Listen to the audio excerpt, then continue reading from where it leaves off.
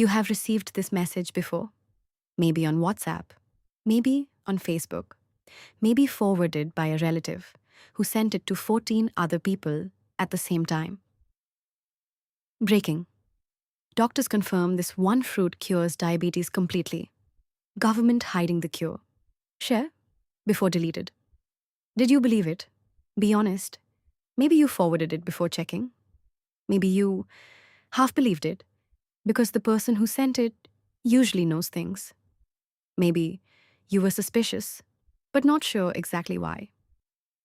That uncertainty, that moment of not being sure whether to believe something or not, is exactly where critical thinking lives. And almost none of us were ever taught what to do in that moment. Critical thinking is the skill nobody taught us. It may be the most important one we are missing. What critical thinking actually is. Let us define it properly, because the phrase sounds academic and most people assume it means something it does not. Critical thinking is not the same as being negative or cynical. It doesn't mean doubting everything or trusting no one. It does not require a university education or a high IQ. Critical thinking means evaluating information carefully before deciding what to believe. That is it. It is the habit of asking 7 simple questions before accepting something as true, or sharing it, or acting on it, or voting based on it. 3 pairs, and one that stands alone. About the source. Who is saying this? Why are they saying it? About the evidence. What is the evidence? How strong is it? About your own thinking. Does this confirm what I already believe? What would change my mind? And one that stands alone. The most practically useful of all. When was this published or recorded? That last one is simpler than it sounds. Viral content recirculates constantly. A photo from a flood in 2019 gets shared in 2024 as breaking news today. A statistic from a different country gets shared as if it applies here. Checking the date takes 10 seconds and catches more misinformation than almost any other single habit. 7 questions. Applied consistently. That is critical thinking in practice. Critical thinking is a habit, not a talent. And like all habits, it can be built. Why it matters especially for citizens. Now here is the important question. Critical thinking matters for doctors, scientists, and journalists. Obviously. But why does it matter specifically for citizens? Because democracy asks something of citizens that no other system does. Democracy asks you to decide. Not just once. Not just in the voting booth every 5 years. Every day, through what you share, what you believe, who you support, what you demand from your representatives. You are participating in how the country is governed. A democracy of uninformed or misinformed citizens does not actually function like a democracy. It functions like a popularity contest where the most persuasive story wins, regardless of whether it is true. Think about what has changed in the last 15 years. In your parents' generation, information came from a handful of sources: a newspaper, a TV channel, perhaps a radio station, trusted names, editorial filters, slow moving. Today, your phone delivers more information in 1 hour than your parents encountered in a week. From thousands of sources, with no common editorial standard, moving at a speed where a false claim travels 6 times further than its correction before most people even read either. And the algorithms that decide what you see are not optimized for accuracy.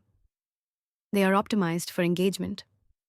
And outrage, fear, and tribal anger engage more than calm, accurate reporting. No generation in history has needed critical thinking skills more than this one. What happens when citizens don't have it? Let us be specific about the stakes. Not abstract, specific. Between 2017 and 2019, over 30 deaths in India were linked to mob violence triggered by WhatsApp rumors. In several documented cases, WhatsApp forwards claiming that strangers in a neighborhood were child kidnappers led to mob attacks on innocent people, migrant workers, travelers, ordinary individuals in the wrong place. The forwards were false. The deaths were real. That is an extreme example, but the same mechanism, belief without verification, sharing without checking, operates at every scale. It operates when someone votes based on a fabricated statistic they saw once and never questioned. It operates when someone changes their health behavior based on a viral video that misrepresented a study. It operates when someone's opinion of an entire community is shaped by coverage that selected only the most extreme examples.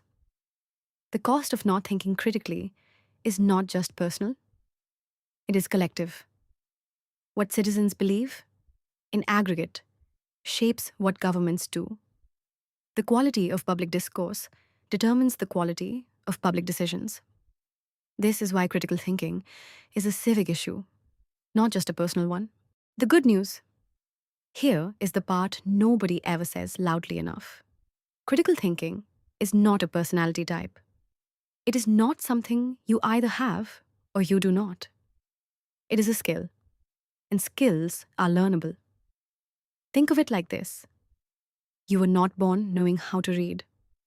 Someone taught you, slowly, with practice, with repetition, until reading became automatic.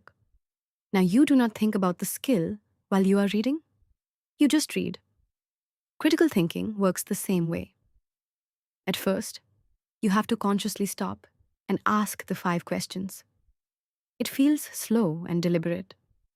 Over time, the pause becomes automatic. The habit becomes the default. And here is something important. You do not need to become a professional skeptic who trusts nothing. That is not the goal, and it is not healthy. The goal is calibrated judgment, knowing when to look closer and having the tools to do it. The goal is not to doubt everything. It is to know when to look closer. What this pillar will cover. Over the next several episodes in this pillar, we are going to build that skill together. One concept at a time. How misinformation actually spreads. What confirmation bias is doing to your feed right now. How algorithms decide what you believe. How to read a statistic without being fooled by it. How propaganda works. The techniques, named. How to spot a fake claim before you share it. Each of these is a specific learnable skill. Not opinions, tools. The kind of tools that should have been part of every school curriculum in this country and weren't. That is what this pillar is for. A democracy is only as good as its citizens' ability to think clearly about what they are being told. And citizens can only think clearly if they have been given the tools to do so. Nobody gave us those tools. So we are building them ourselves. In the next episode, how misinformation actually spreads. Not just fake news is bad. The specific psychological mechanisms that make false information travel faster than true information, and what you can do about it. That is next. We, the people,